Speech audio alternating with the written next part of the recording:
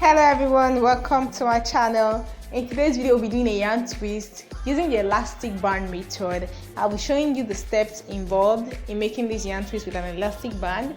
So guys, without wasting much time, let's go straight into this tutorial. This is the wool we use in making this hair. It is called Brazilian wool. It comes in 12 in a pack and this is how it looks like, but we ended up using only 9 of it out of the 12.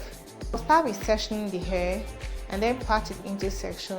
Then went ahead to apply other of her hair product that she uses for her hair and also eco styling gel just to hold it down and makes it look neater. Please, if you're yet to subscribe to our channel, kindly subscribe and turn on the notification bell so that you get notified when I post my video.